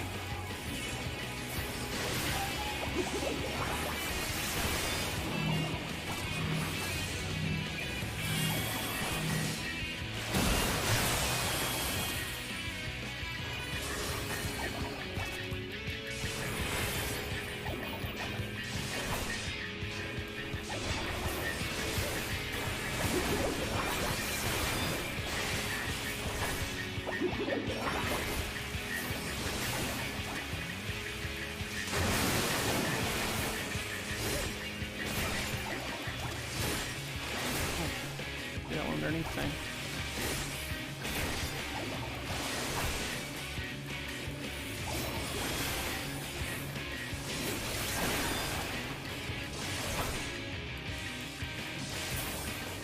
Alright, I give up. You win.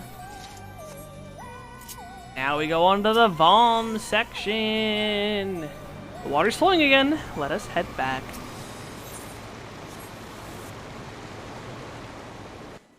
If you don't like rainbows, or rainbows bother your eyes, just, you know, enjoy the music. Last but not least, we need to fire up the kiln. Step right through, Ribbit, and I will guide you safely to Kiln Fire Cauldron. Welcome to hell. Bleh. Off we go, Ribbit. Please try not to fall behind. Yeah, I actively couldn't run Expert Roulette because this area would bug me out so bad. Even now, looking at it, it's not great. I'm going to keep my camera angled as down as I possibly can. I think because it's the end of the night and I only have one light on in the room, it's just like my brain's like, please stop. So much rainbow. It's a cool looking area, it's just the colors are unfortunately very fluorescent. Is that the word? I don't, it's... They're bright.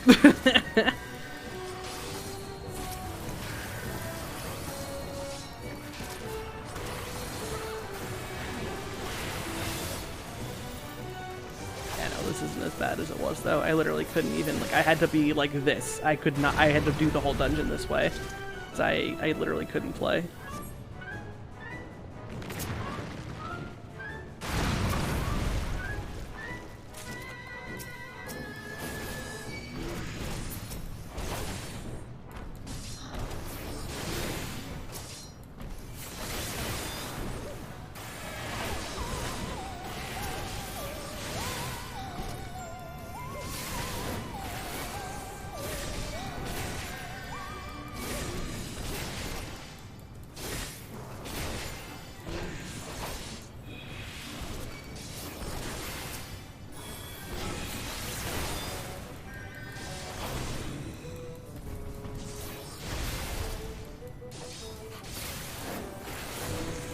I know whatever my eye problem was is getting better, though, because I actually also would have problems in T from time to time. Just certain effects would go off, and there was like one night where I had to call raid partway through. I was like, I can't do this. It was just the flashing lightning effects. A little magma can't stop us, Ribbit.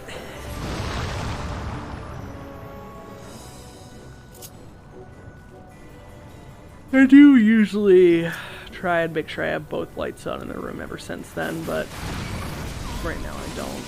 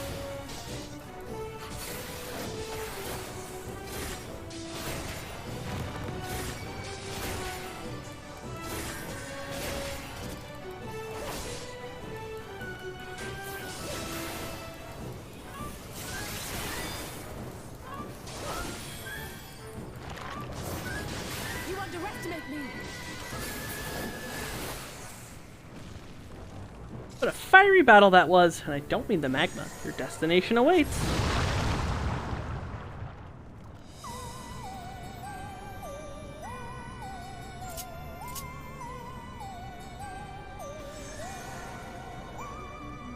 That takes care of the killing, Ribbit.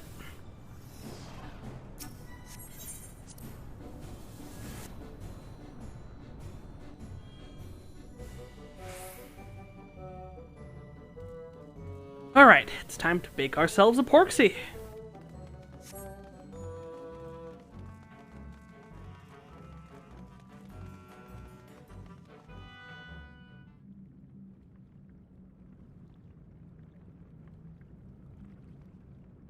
Right then. Let's get this over with.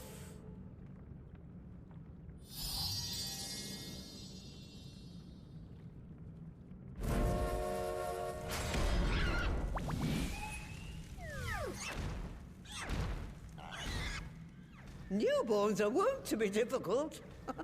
Sure, who's in charge?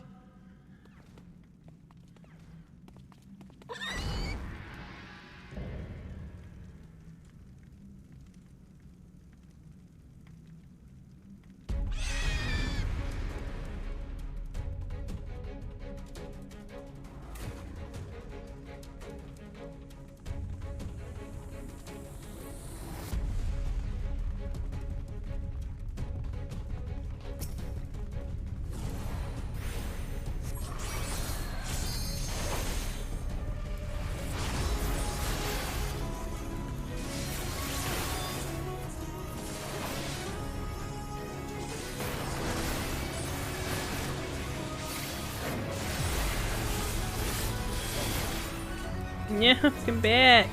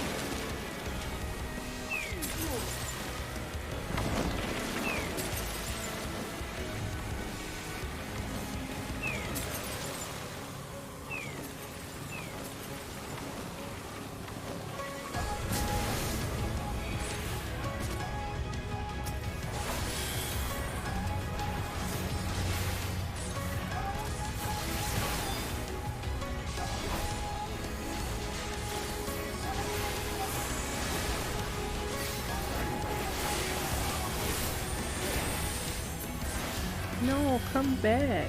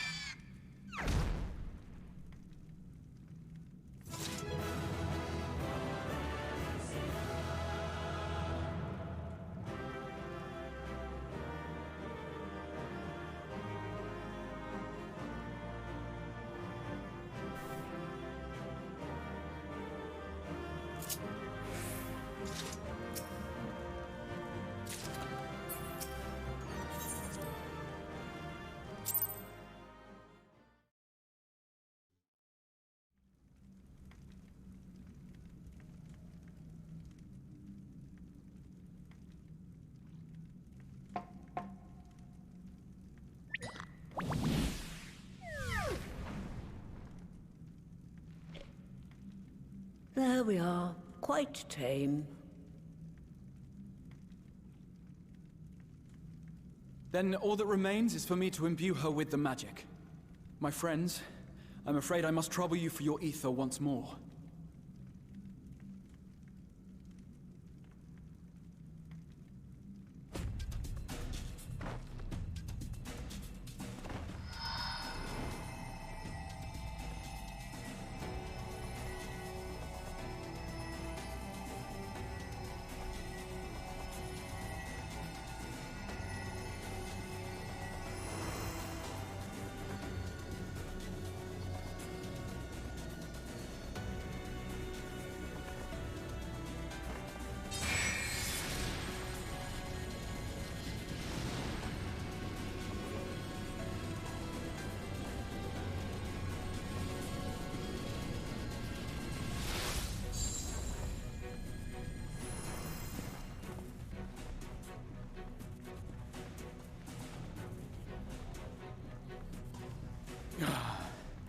That should suffice.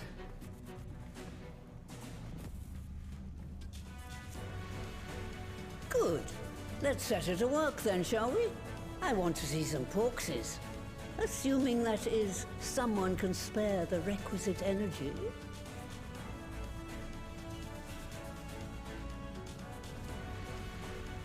A mere drop in the ocean for the great sorceress Matoya, I dare say.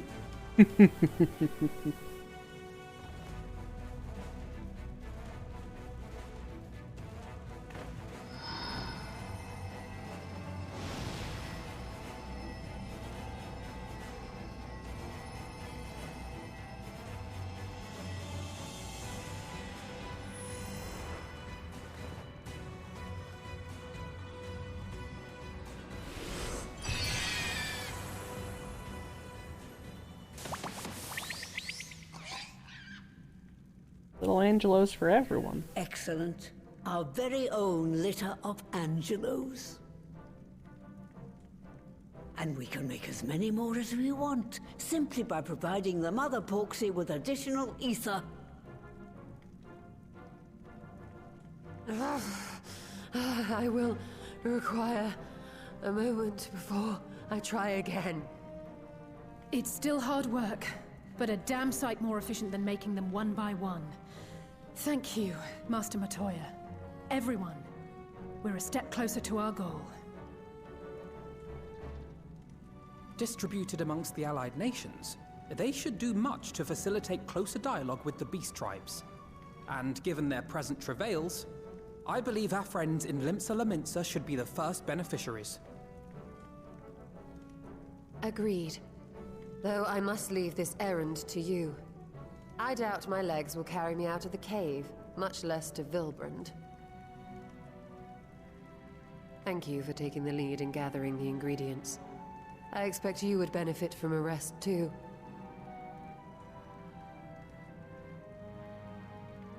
In addition to the Porksies, I trust you've gained an inkling of how much effort goes into the creation of familiars. Or mayhap you attribute your struggles to old age.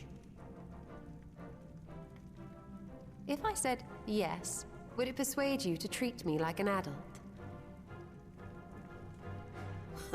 Not with that pertness, it wouldn't. Anyway, assuming you have no other favors to ask, I shall be leaving.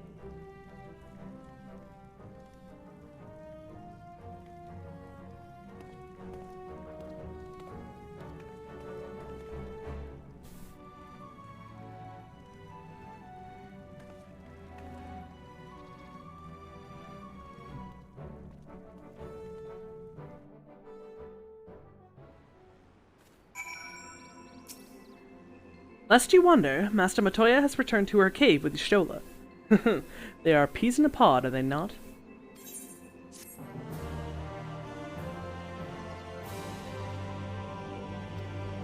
That's where we're gonna leave it for the night.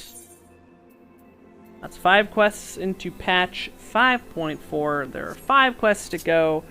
And then we've got 6 quests of patch 0.55 and 4 quests of patch 6 of patch 4.5 and 4 of patch 4.55. Blah, blah, blah. Words are hard. Wait, no. No, I'm being an idiot. We're in patch 4. No, yeah. 5. Not 4. God damn it, 5. We are in patch 5.4. We are 5 quests in. There are 6 quests to patch 5.5, and then there are 3 quests to patch 5.55. We still got some ways to go before Endwalker. But this was a good first step.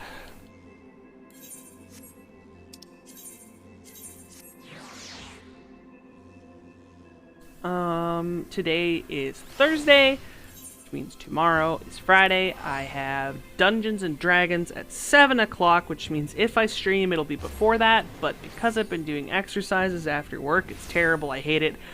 Probably no stream tomorrow. And we'll be live this weekend with more long stuff. Speedruns, New Game Plus, Mass Effect, who